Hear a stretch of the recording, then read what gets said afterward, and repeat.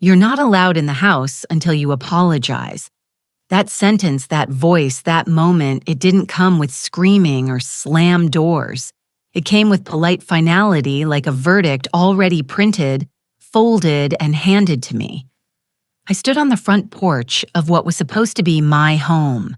42 years, one marriage, 2 children, and countless Thanksgivings later. And listened to my daughter-in-law say it without blinking. No raised voice, no emotion, just a line she'd clearly rehearsed. I turned to my son expecting something, anything. A shrug, a cough, a protest, even a glance of shame. But Sam just stared at the floorboards like the wood grain had suddenly become fascinating. His arms were crossed. He said nothing. "I brought over the photo boxes," I said. "The ones from the attic. You said you wanted to go through them." "You went through our things," Mom June interrupted without asking. "Our things?" I looked down at the 2 old boxes on the porch. My husband's old army uniform baby pictures of Sam and Ellie, my late mother's letters, all stored in my attic in my house. No, our house, I suppose. Ever since Sam started paying the property taxes 10 years ago, and we'd put the title in both names for legal convenience, I hadn't thought much of it then. I'd just buried Walter, and Sam said it would make things easier. The kind of easier that doesn't feel like betrayal until it's too late. "I wasn't snooping," I said quietly. "I was preserving that uniform. Walter kept it clean for 40 years. I thought Ellie might want it." June laughed. Short, breathy, sarcastic. "Ellie doesn't even remember your husband. She was 6 when he died. And don't act like you're the guardian of family history just because you hoard dusty boxes." Sam still hadn't looked up. I picked up one of the boxes and gently pushed it forward with the toe of my shoe. "I'll go," I said, "but I'm not apologizing for remembering the people who loved me." June crossed her arms. "Then you're not welcome back until you do." It was late afternoon. The street was quiet. That odd, silent suburbs get in mid-August when school hasn't started yet. But summer feels tired. I bent down, slowly, knees creaking like floorboards to pick up the other box. Not a word from Sam, not a flicker. As I stepped down off the porch, I caught sight of the window to the front room, the place where Walter used to sit with his crossword and a bowl of peanuts. The curtains had changed the furniture too. Nothing left of him in there. I walked back to my car. It was still parked in the same driveway I'd pulled into every day for 4 decades. Still under the maple tree we planted when Sam turned 10. I didn't cry. Not when I backed out. Not when I passed the mailbox I used to decorate for Christmas. Not even when I saw the hydrangeas Walter planted for me, blooming beside the fence, blue as ever. I didn't cry. But something in me, something hard and patient, shifted. By the time I turned onto the main road, I'd already decided they wouldn't need to worry about barring me from the house, because by that evening, it wouldn't be their house anymore. And that's how it started. Not with a blowout or a dramatic revelation, but with a sentence spoken on a porch by someone who thought kindness was optional after a certain age. They were wrong. I may be 76 years old, but I still know how to take a deep breath, draw a line, and walk across it. And I was about to. The kitchen felt wrong the moment I stepped inside. It was too quiet, too neat, like a stage set built to look like someone lived here. But no one actually did. I set the boxes on the table, then just stood there for a minute, holding the edges like I might lift them again or push them away or scream into them. I did none of that. Instead, I sat down in the chair, closest to the window, the one that still creaked the way Walter's knees used to. Outside, the backyard looked unchanged. Same overgrown lavender, same patch of grass, where Sam had once built a treehouse with his father. Now the tree stood alone, stripped of its wooden limbs, as if it had outlived its purpose. I reached into the box and pulled out a photograph. Sam, 10 years old, smiling so wide you'd think he had no room for sorrow. a tooth missing one sock up, one down, my handwriting on the back, Sam's birthday, chocolate cake, windy day. I'd held on to these little things for decades, not because they were valuable, but because they were proof. Proof that I'd been here, that I'd loved, that I'd worked and cooked and cried and paid bills and patched holes and stayed through every long night of fevers and fights and fear. And today, all of that had been reduced to a sentence. You're not allowed in the house. I went to the cabinet and made myself tea. Habit more than need. The kettle hissed and I stared at the flame, watching it flicker, like a question I hadn't yet dared to ask. When Walter died, it was sudden a stroke. One moment he was beside me sipping soup and reading aloud some ridiculous news article, and the next he was slumped over his spoon, clattering against the bowl. I'd held his hand as the ambulance came. I never forgot how cold it got in the room after they took him, as if grief itself changed the air. In the months that followed, I was a shadow. People came, people left. Casseroles appeared and disappeared. Sam helped with the bank forms, the insurance, the taxes. He was good, then thoughtful. Or maybe I just needed him to be. The house became quieter, not empty, just thinner, like the walls had let go of their breath. I started teaching part-time again, volunteering at the library, knitting for the NICU at the local hospital. I kept moving. I didn't know what else to do. Then June came into the picture. Beautiful, competent, the sort of woman who never forgot a birthday, but always forgot to listen. From the beginning, she treated me like a temporary inconvenience, a holdover from an earlier version of Sam she was trying to erase. I tried to be kind. I stayed out of their way. I never commented on the decorating choices, not even when she painted over the mural Walter had spent 3 weekends working on for Ellie's nursery. I swallowed it all because Sam looked happy, because Ellie was small, because I believed that one day kindness would be enough. But kindness isn't a contract. It doesn't get you anything in writing. And apparently, it doesn't even get you through the front door. I took my tea back to the table and stared again at the boxes. Each object inside them had a weight, a cost. I knew I wasn't just looking at keepsakes. I was looking at evidence, at everything I'd paid into this life, into that house, into them. And they wanted an apology for what? For keeping a record, for refusing to vanish quietly. A knock at the door pulled me from my thoughts. I froze for a second, then stood. It was Donna, my neighbor, for nearly 3 decades, the one who still brought me tomatoes in the summer and called me Marty, like we were still 25. I saw you come home, she said, holding out a small box. Peach cobbler just made it. Donna. I said, my voice suddenly unsteady. You always show up when the world goes to hell. She smiled, but her eyes were sharp. You look tired. I am. Want to talk about it? Not yet. She nodded. Well, eat, then talk in that order. I took the cobbler, set it on the counter, and watched her walk back across the lawn. I had one message waiting on the answering machine from Ellie. Hi, Grandma. Dad said you weren't feeling well. Just wanted to say I love you. Call me if you need anything. Not feeling well. I laughed. It was a quiet, bitter sound. They were rewriting the story already. Too bad for them. I still own the pen.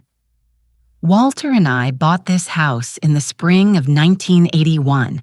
It cost more than we could afford and had less space than we wanted. The plumbing hissed.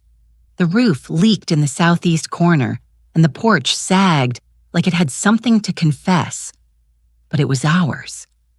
We signed the papers with shaking hands and a giddy kind of fear, the kind that comes with doing something reckless and necessary. He carried me over the threshold like fools in a movie. We hadn't even unpacked the dishes yet.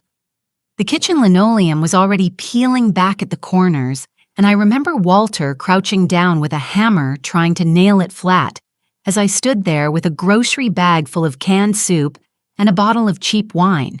He looked up at me and said, "We'll fix this place, Marty. We'll fill it with our lives." And we did. I found that memory buried in a small, stained notebook in the bottom of one of the boxes. Walter used to write down his to-do lists in it, like a man preparing to live forever. Tighten laundry room valve, replace porch rail oil gate latch, and underneath it all in smaller, almost embarrassed handwriting plan anniversary weekend. Call florist. I closed the notebook and stared at the walls of the kitchen. Nothing here was beautiful. Not by magazine standards, but every inch was ours. The scratch in the tile by the stove where Sam dropped a cast iron pan. The mismatched knobs on the pantry that Walter found at a garage sale and insisted had character. The sunlight hitting the table just right at 4:10 p.m. every day of the year. These weren't decorations, they were evidence. I was here. I lived here.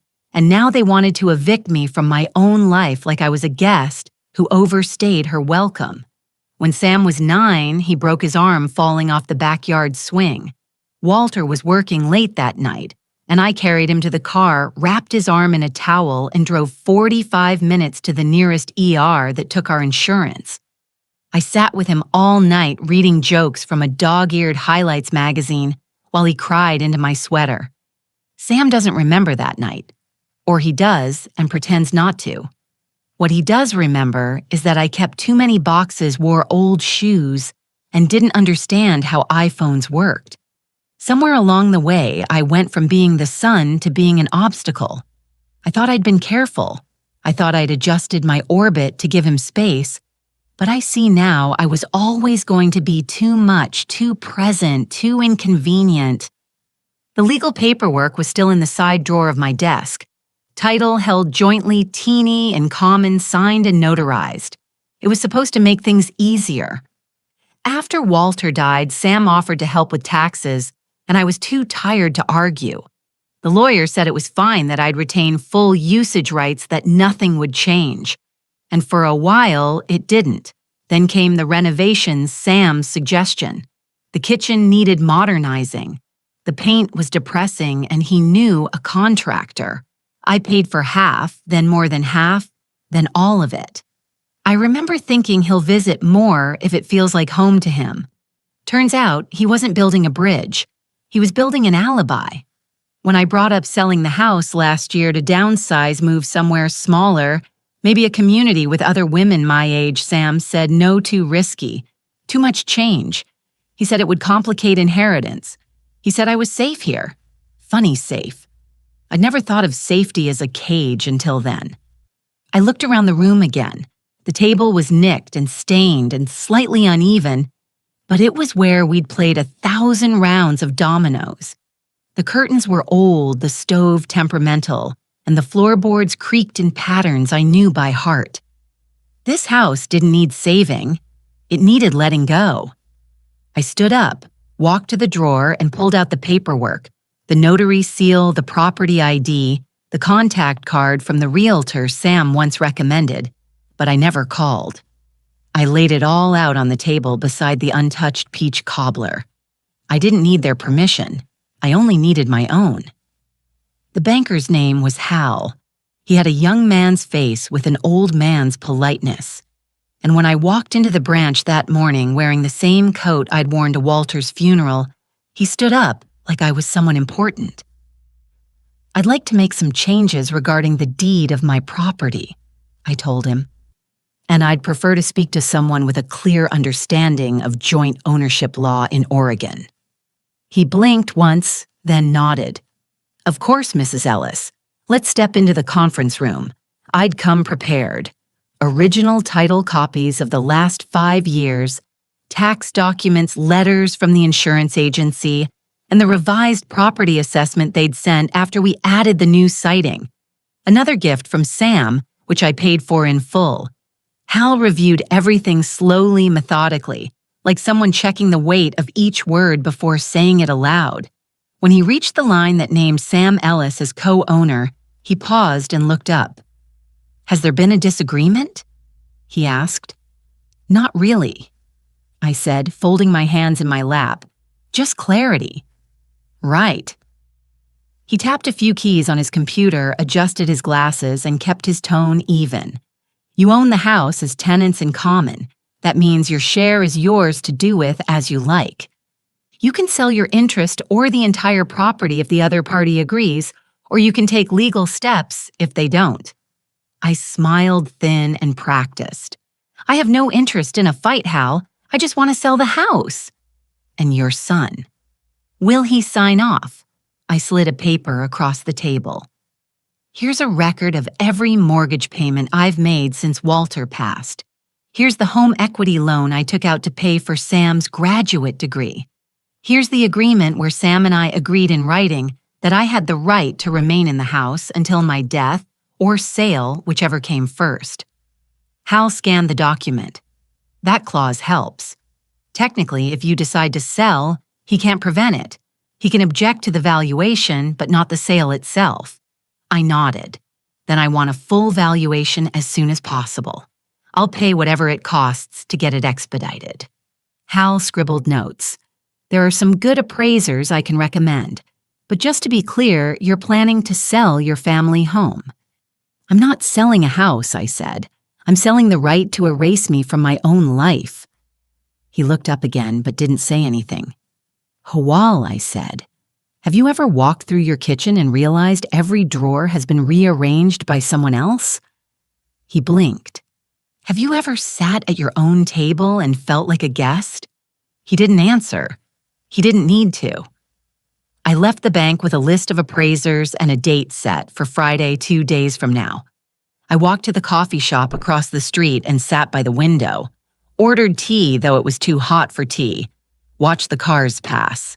A notification buzzed on my phone. A text from Sam. Ellie wants to stop by this weekend. She misses you. Can you please not make things awkward? No apology. No question of how I was. Just a request that I play nice. I didn't respond. Instead, I opened my contacts and found the name of a lawyer, Walter, and I had used to draft our first will. Marshall Graham, still in business according to the website, the receptionist answered on the second ring. Graham and Bell Law. My name is Martha Ellis, I said. I'm making changes to my estate and I'd like to ensure the process is swift and irreversible. She hesitated. Irreversible, I'm not interested in second chances, I said. Just clean ones. We scheduled an appointment for Monday. Back at home, I sat in the kitchen again and looked at the boxes, the notebook, the photographs. They said I had to apologize if I wanted back into the house. They never imagined I'd sell it instead. I didn't hear from Sam the next day. Not a call, not a text. Silence. I suppose he assumed I'd gone off to sulk, that I'd spend a few days stewing in my guilt before creeping back with some sort of apology. He always underestimated how long I could sit still and how deeply I could mean a thing once I'd said it out loud. But it was never really about the house. It was about the shift, the slow, quiet erasure that begins with tiny dismissals. Being talked over at the dinner table, excluded from planning trips, having the remote yanked from your hand, like your preferences expired the same year your driver's license started showing wrinkles. That's what June never understood. I didn't resent her because she was organized or opinionated or controlling. I resented her because she thought I didn't notice the ways she rewrote the room, the ways she moved family pictures off the shelves and replaced them with neutral art, the way she called the kitchen her space even though I'd baked 400 loaves of banana bread on those counters before she ever stepped inside. She had Sam on a leash, but it wasn't forceful. It was soft, guilt-ridden. She didn't say, "Don't listen to your mother." She said, "I'm just trying to make things easier for everyone." And Sam, God help him, mistook that for kindness. The first real wedge came 5 years ago. Ellie had just turned 16 and I offered to help with her first car. Something small, used safe. I'd tucked away savings from a side job I took organizing the library's archives. I told June about it over coffee. She smiled politely and said, Thank you, Martha, but we're teaching Ellie the value of earning things, which would have been noble if they hadn't bought her a brand new Honda Civic the next week as a surprise. I wasn't angry that they didn't need my money. I was angry they didn't want my help. Walter used to say that people stop listening to their mothers the moment they find someone who flatters them more effectively. And I suppose he was right. June knew how to praise. She knew how to say, "You're so smart and you're such a provider," with just the right lilt in her voice. Sam beamed under that light like a sunflower, and me, I was the shade. I stopped bringing baked goods to their house. They never got eaten. I stopped offering to babysit when Ellie was in middle school. They hired someone more structured. I stopped giving birthday presents they hadn't already picked out themselves. And each year, the space I occupied got smaller, my opinions quieter, my role dimmer, until it shrank to a single word: apologize. For what? For caring too much, for holding on to things they wanted forgotten. No, thank you. The appraisal team came on Friday morning. 2 women, efficient, polite, a little too formal, but they moved through the house with reverence, not judgment. One of them paused in the hallway looking at the photo of Walter in his uniform. "Your husband?" she asked. "Yes. Passed in 2009. She nodded. "He has kind eyes." That was the first kind thing anyone had said to me in weeks. They finished quickly, took their notes, and promised a report by Monday. The same day I'd see the lawyer. That evening, I made a pie for no reason, just for me. Blueberry Walter's favorite. I ate 1 slice warm from the oven, standing barefoot in the kitchen, the smell of sugar and lemon filling the house like a hymn. And for the first time in years, I didn't set a second plate. June never shouted. That was her genius. Her sharpness came dressed in pleasantries, her cuts wrapped in silk. It was never, "You're not welcome here." It was, "Maybe you'd be more comfortable at home." Never. "We don't want your opinion, but let's keep things simple this time." The first time I truly understood what she thought of me was the Christmas after Ellie turned 11. I'd spent a week knitting a scarf. Soft gray wool, delicate lace work, a pattern I'd memorized in the 80s. Ellie opened it, blinked, and smiled politely. Before she could say anything, June laughed and said, "Grandma loves her little projects, doesn't she?" Just like that, the gift became a curiosity, a relic, something quaint and outdated. That night, I found it draped over the back of a chair, forgotten. I never knit for them again. There were other moments, hundreds of them.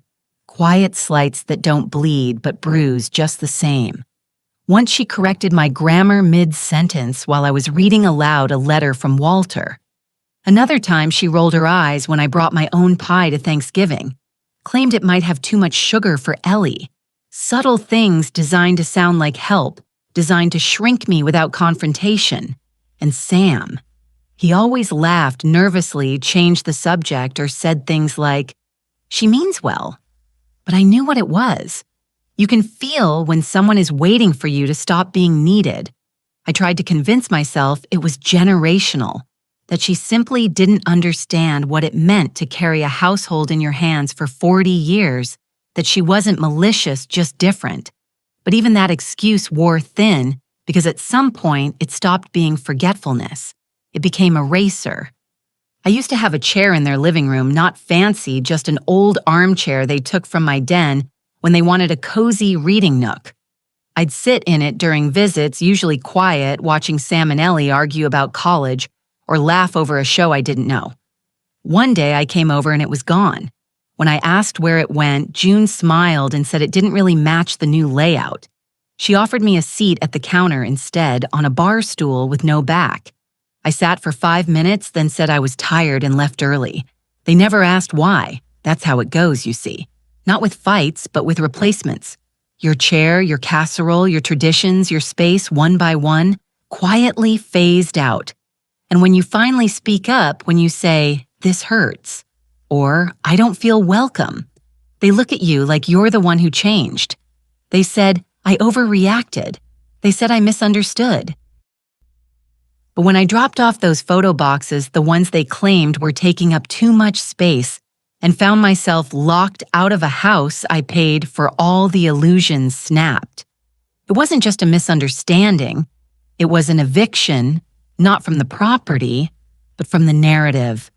I wasn't the matriarch anymore. I was an inconvenience they didn't know how to discard politely. So they tried to starve me out with silence and suggestion. And when that didn't work, they gave me a condition apologize. I suppose they thought I'd be afraid to lose the last bit of belonging I had, but that was their mistake. I never feared losing my place in their home. What I feared was losing my place in my own story. And that fear was gone now. I woke at 4:43 a.m. No alarm, no noise. Just the kind of waking that comes when something inside you has already made up its mind while you were sleeping. The house was dark, and the air had that pre-dawn stillness, where the silence is heavier than usual, like it knows something's about to shift. I sat on the edge of the bed for a long time, feet planted on the floor, waiting for my hands to stop trembling. They never did, but I stood anyway. I didn't make coffee, didn't turn on the radio like I usually did. I just walked slowly to the back door, stepped out onto the porch, and listened. The neighbors' wind chimes were moving without wind. A dog barked somewhere down the block. The street lamps blinked their last few moments before daylight made them irrelevant. I remember Walter once told me, "There's a difference between giving up and deciding you're done." He said it after quitting a job that had chewed him up for 20 years. I didn't understand him then. I do now. I wasn't giving up on my family. I was just done auditioning for a role they never intended to cast me in. The realtor called at 9 a.m. Sharp. I'd found her online the night before. Middle-aged, confident smile, not overly cheerful. Her name was Caroline Price. And when I told her I needed someone who didn't flinch at complex situations, she simply said, "When can I see the property?" By noon, she was standing in my living room, clipboard in hand. "This is a good space," she said, walking from room to room like a woman who'd seen 1,000 kitchens and could tell within seconds if they held memories or just meal plans. Solid bones. The siding's new, I see. Last year, I said paid in cash. She nodded. "You're serious about selling." "As serious as cancer," I said before I could stop myself. She looked at me carefully but didn't pry. "You'll want a pre-inspection. I've got a guy. We can have photos taken next week. I'll list it quietly at first. Test the market. Unless you want an open house right away." "No open house. I want buyers who ask for it, not strangers looking to poke through my drawers." She smiled faintly. Understood. As we went over paperwork, I caught myself glancing around the living room. It was clean but lived in. Nothing trendy, nothing curated, just pieces of a life. A life that, until a week ago, I thought I'd finish here. But I wasn't staying out of stubbornness. I wasn't staying out of pride. I'd simply assumed I had more time to be needed, time to matter. Caroline asked if there were any restrictions she should know about. Title conflicts, debts, family disputes. I told her everything about the joint ownership, about Sam, about the clause that protected my right to sell. Her pen paused just slightly when I said his name. "You know you're listing it." "Not yet." She didn't say anything, just wrote down her phone number and slid it across the table. "You call me," she said, "the second he does." That night, I began packing. Not everything, just one box. I labeled it things that belonged to me. Inside, I placed Walter's wristwatch, a photo of us in the first year of marriage, his eyes still reckless mine, still certain a book of poems I never lent to anyone, and the key to a house I was ready to let go. Caroline returned Monday morning with a man named Greg. Late 40s, soft-spoken, carried a leather-bound notebook instead of a clipboard. Pre-inspection, he said, shouldn't take more than an hour. I gave him free run of the place, watched from the kitchen as he moved quietly through the rooms, tapping walls, checking under sinks, testing the outlets, like he was reading the pulse of the house. I tried to keep myself busy, wiped down the stove, folded a dish towel twice, but nothing felt real. It was like watching a version of my life being quietly disassembled. Each step he took loosened another thread, not violently, gently, as if the house had already started letting go of me. Caroline sat at the table sipping coffee I'd brewed out of habit. "I've got a couple in mind," she said.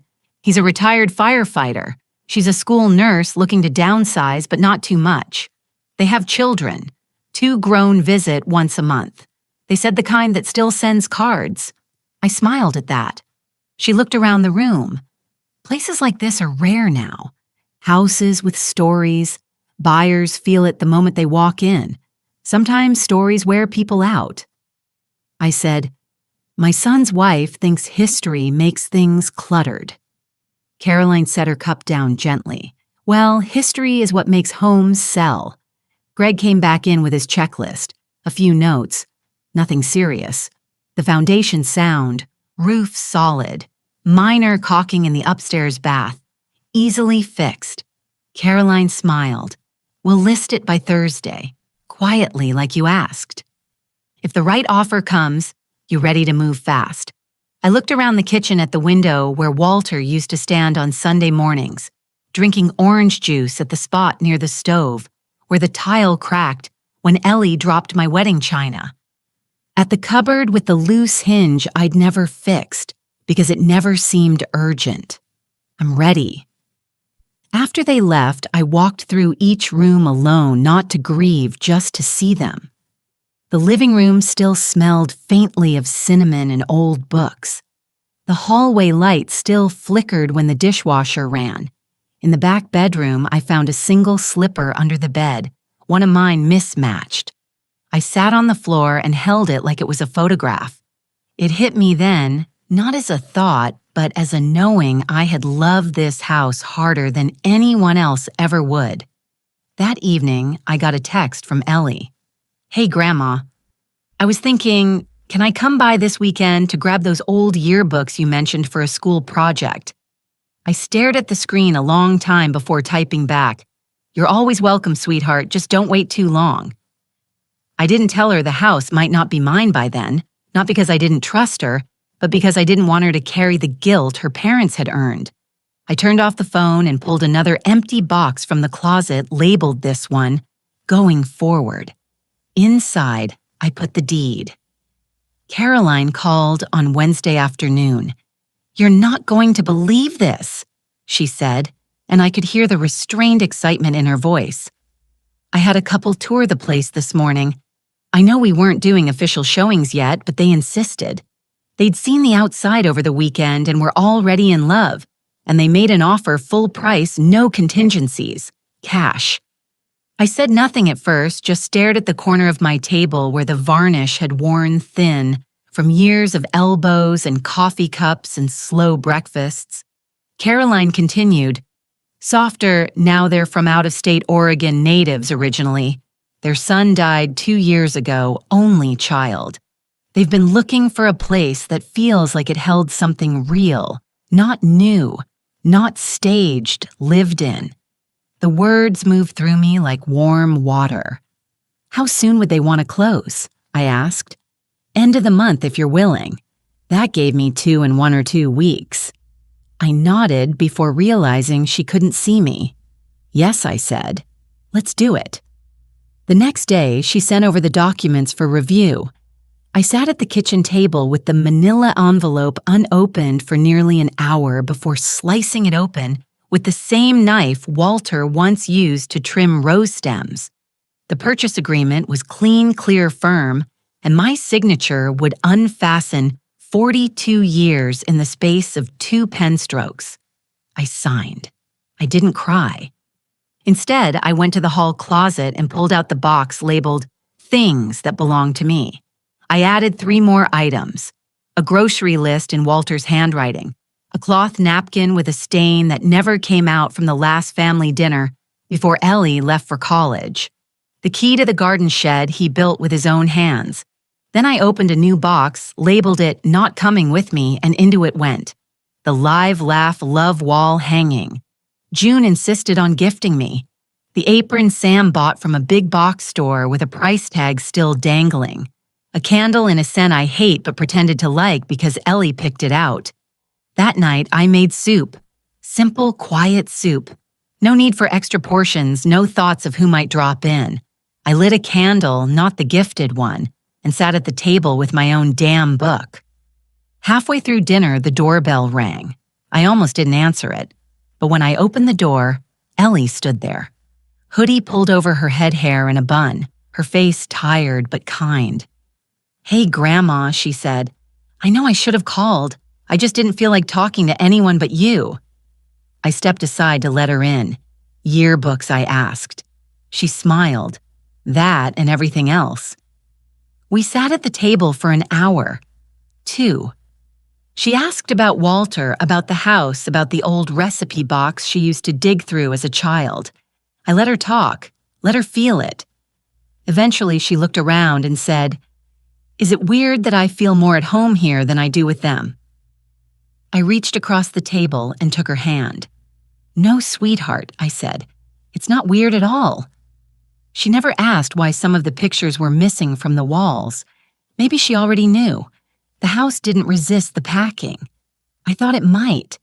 I thought the walls would feel heavier, the drawers stiffer, that every item would whisper, "Don't go," as I touched it. But no, everything yielded without protest. Like even the house knew it was time. I started in the linen closet, old towels that had faded to softness sheets, worn thin in the middle. I kept 3 sets, donated the rest. There was no one left to impress with matching pillowcases anyway. The kitchen was harder not because of the things, but the rituals. The chipped teapot Walter gave me on our 10th anniversary. The casserole dish I used for every holiday. A drawer full of plastic containers with missing lids. These weren't just utensils, they were scaffolding. The structure I leaned on to make life look ordinary even when it wasn't. I gave myself permission to cry once kneeling on the kitchen floor holding a coffee mug that still had the faint outline of Walter's thumbprint in the glaze.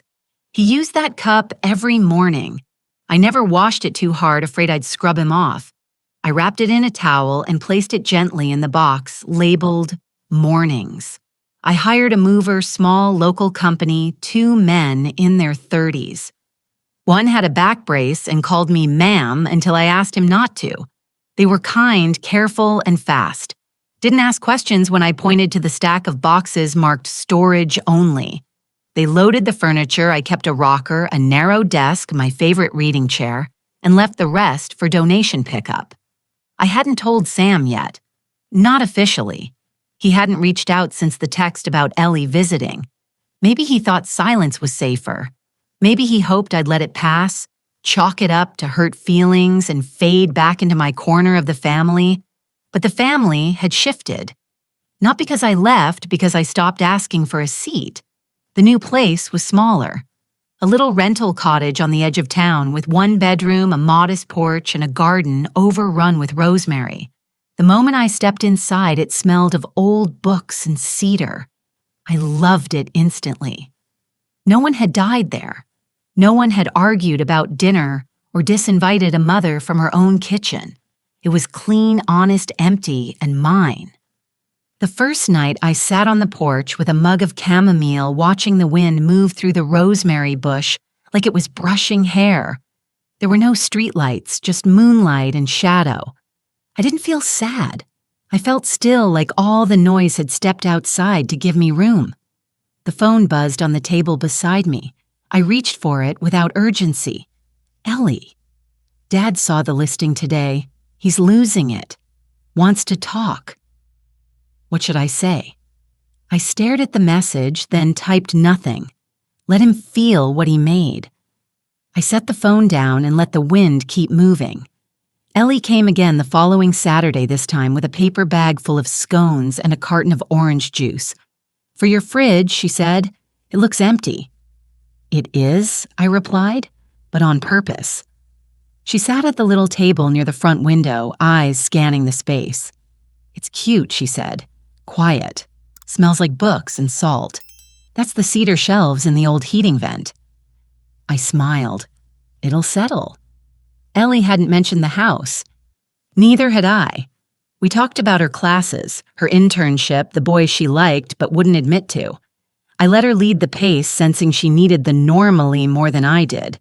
But after a while, she looked down at her juice and said quietly, "They're angry, Grandma. Really angry." "Who, Dad, Mom?" "Mostly Dad.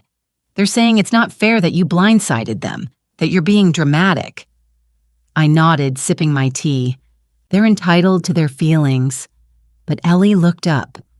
"Aren't you going to explain? Like, tell them why I leaned back in my chair."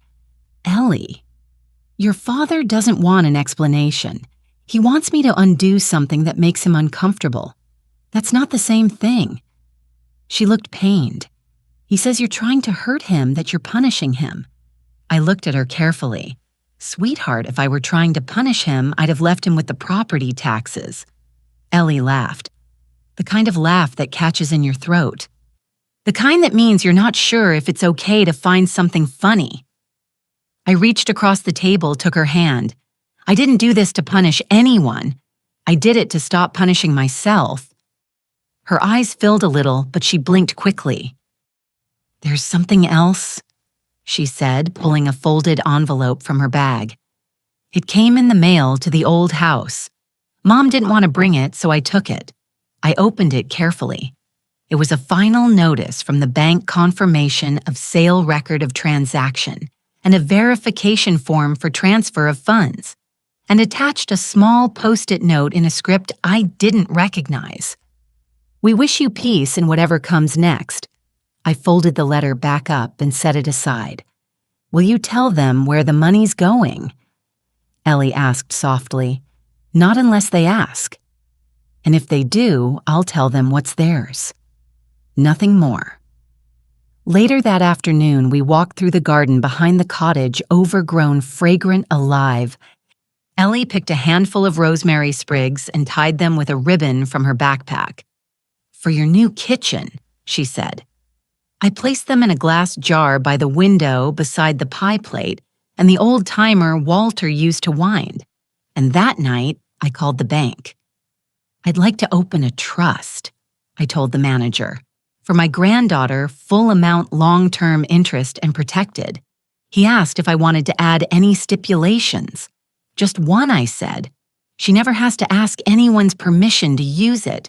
The first message came at 8:17 a.m. "Sam. Mom, I saw the listing. We need to talk." Then came a call. I let it ring and ring and ring. By 98, he'd left a voicemail. "Hi, Mom. Look, I don't know what's going on. You can't just sell the house. That was the family home, my home. You didn't even discuss it with me. Please call me back."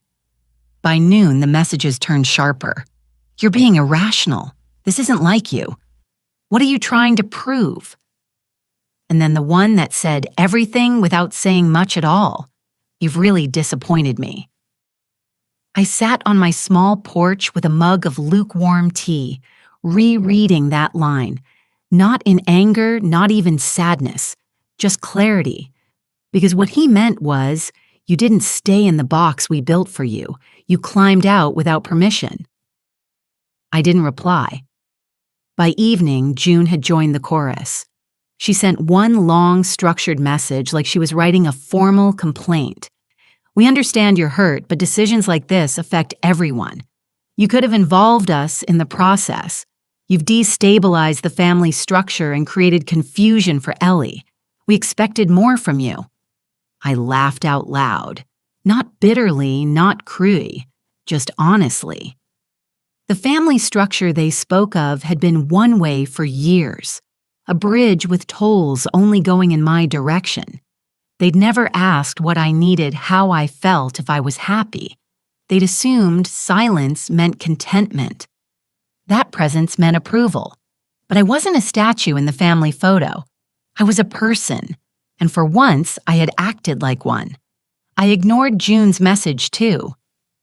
Later that night, as the wind picked up outside and the cottage windows creaked gently in their frames, my phone rang again. "Ellie," I picked up. They know about the trust, she said softly. I closed my eyes. How Dad went into a tailspin after the title transfer processed. Started going through bank alerts, probably hoping it was a mistake. He saw the movement called the bank. The manager wouldn't tell him much, but he got enough. I didn't say anything. They're furious. I mean, I've never seen them like this. Did they say anything to you directly? No. She paused. But they're treating me like a stranger. Mom's been cold. Dad keeps saying things like, this is what happens when loyalty breaks down. I exhaled slowly. You don't owe them a defense. I know, but it's hard, Grandma. I love them, even when they're like this. I know, sweetheart. There was a long silence on the line. Then she whispered, did you do it for me? The trust. I did it for me, I said, and I included you because you've always seen me. You've never made me small. Another pause, then quietly, thank you. After the call, I finally listened to Sam's voicemail. He sounded tired, not angry anymore, just bewildered. You didn't have to cut us out, Mom. I don't know what I did that was so unforgivable. But if this is really what you want, then I guess there's nothing left to say. It wasn't unforgivable, I thought. It just wasn't forgettable. There's a difference. I went to the desk, pulled out a notepad, and wrote a letter. I didn't plan to send it. I just needed to write it. Dear Sam, you didn't notice the last time I set the table for you. You didn't notice when I stopped offering. You didn't ask why I went quiet. You just appreciated the silence. You didn't do one big cruel thing. You did 100 small ones. And each time I forgave you without a word. That doesn't mean you didn't owe me one. Love isn't a debt to collect, Sam, but respect is. I'm not angry anymore. I'm just done giving myself away. Take care, Mom. I folded the letter, placed it in an envelope, and tucked it in the back of a drawer. Some truths aren't meant to be mailed. They're just meant to be written down so you can finally stop carrying them. The train pulled out of the station just past dawn. Not a grand departure, no flurry of goodbyes, just a soft lurch forward and the quiet hum of motion. I sat by the window, hands wrapped around a thermos Ellie had handed me at the platform. Chamomile with a splash of honey. Where are you headed, Grandma? She'd asked that morning. South. I said somewhere I don't have to explain myself. She didn't argue, just hugged me tight, slipped the tea into my bag, and said, send a postcard. The cottage wasn't permanent. Neither was the town. I knew that from the start. I hadn't fled to build a new chapter with a fixed address. I just needed room to breathe without memories sitting on every shelf. So I packed light. 2 suitcases, a handbag, and a journal. No photos, no silverware that came in sets, just the things that were mine before anyone else had a claim on me. The train rattled gently. The rhythm of the tracks like a heartbeat I could borrow for a while. Outside the window, trees thinned into fields into towns. Each blur of scenery felt like an exhale. I watched a woman board at the next stop.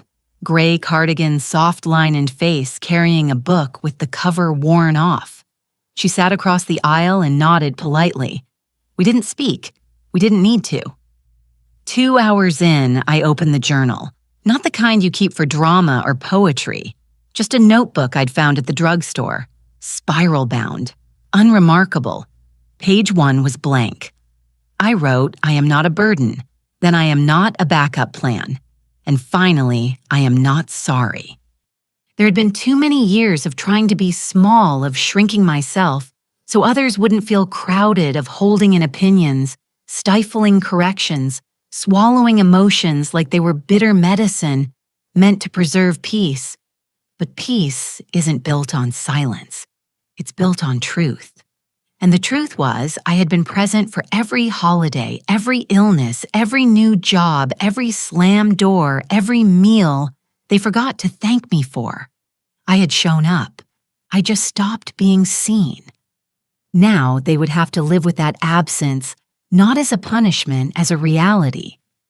When the train stopped in a small coastal town, half cottages, half fog, I stepped off without hesitation. I didn't have a reservation, just a name scribbled on a note from a woman at church who said, "You'd like this place. It's quiet and nobody asks questions." She was right. I found the inn, a converted farmhouse with creaky stairs and thick quilts, and paid for 3 nights in cash. The woman at the desk gave me a key without looking twice at my age, or my hands, or my lack of luggage. Room 4, window facing the sea. That night, I walked along the shore in shoes that weren't practical, letting the water lick at my ankles. No one called my name. No one asked me where I'd been or what I planned to do next. The sky was wide open, and I breathed like my lungs finally remembered how. Back in the room, I sat by the window and wrote one more line in the journal. Leaving is not the same as disappearing, because I hadn't disappeared. I had simply stopped waiting to be invited back in. I stayed in the coastal town longer than I planned. What was meant to be 3 nights turned into 12. The innkeeper didn't mind. She gave me the off-season rate, brought me hot rolls in the morning, and asked only once if I wanted company for dinner. When I declined, she didn't ask again. Some mornings, I walked. Some afternoons, I sat on the porch with my book rereading the same pages over and over.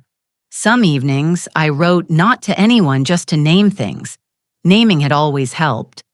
I wrote about the smell of Walter's old flannel shirt, about the shape of Sam's mouth when he used to laugh without thinking, about Ellie's hands so like mine, just younger and still unshaken. I wrote about the first time I ever felt dismissed and the last time I tried to pretend it didn't hurt. And then I wrote about the house, how I'd loved it, and how it had stopped loving me back.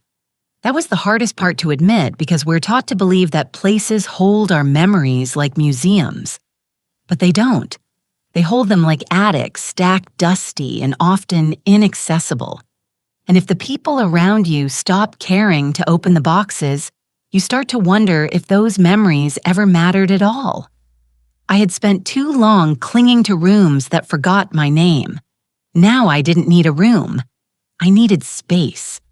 One morning, I went to the post office and mailed a small envelope to Ellie.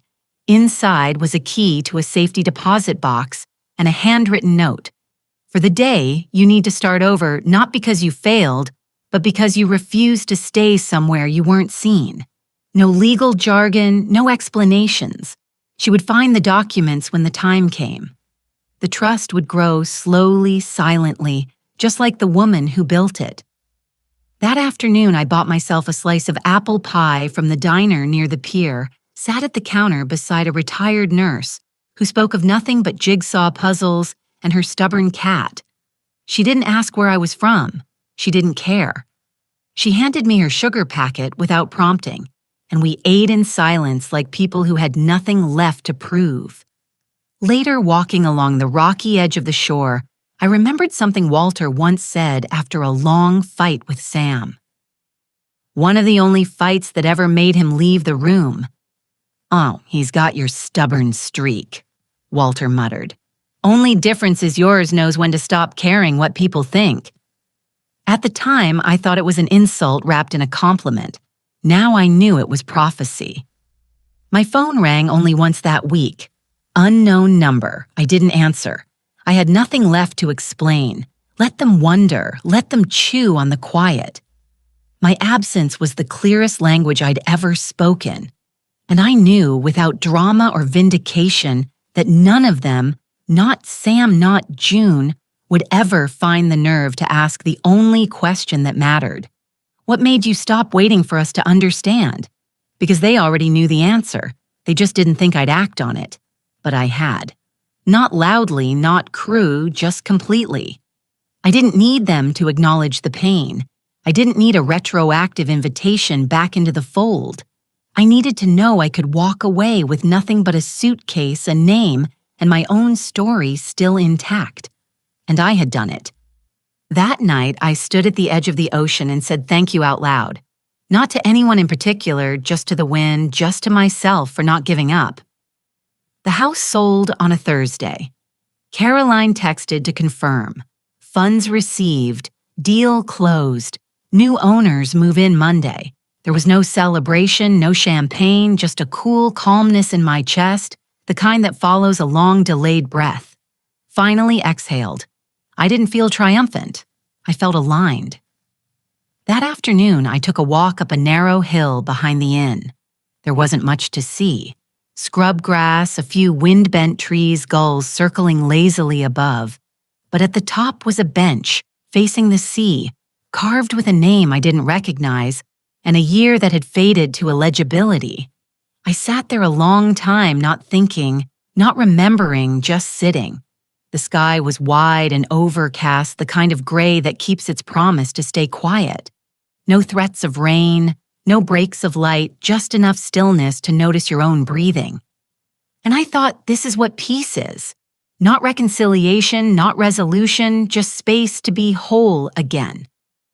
Back at the cottage, I unpacked the last of my boxes, laid the quilt Walter's mother made across the foot of my bed, hung my robe on the back of the door, arranged the spices I still used, cinnamon, thyme, a little rosemary from Ellie's bundle, and then I lit a candle, not out of ritual, but as a signal, a way of saying, this is mine, this space, this air, this version of my life. I sat at the table with a cup of tea and I finally wrote them back. Not June, not Sam, but Ellie. Sweetheart, the house is gone and I am still here. That's what I want you to remember. We are not defined by the spaces we're allowed into. We are defined by the ones we refuse to shrink ourselves inside of. One day you may find yourself sitting in a room where no one hears you, where your stories are dismissed, and your silence mistaken for consent. When that day comes, I want you to know you have permission to leave, to build new walls, to carve new doorways, to go where the air doesn't require apology. I will always be proud of you. Not for staying kind, but for staying awake, for knowing when kindness becomes self. Erasure. The money is yours, but more than that, the freedom is. Use it wisely. Use it boldly. Use it with joy. And if anyone asks why you walked away, tell them you were raised by a woman who finally did the same. With love, Grandma. I sealed the letter and placed it beside the teapot. Then I walked out into the evening, the ocean breeze soft against my face, and for the first time in decades, I didn't carry anything with me. No expectations, no burdens, no need to be explained, just myself. Whole unfolding like something honest left out in the open, like a truth that no longer feared being spoken, like a woman who left the house and never looked back. If this story stirred something in you, if you've ever felt small in a room you once called home, share this. Tell someone. Leave a comment. Let the silence end somewhere. Let it begin with you.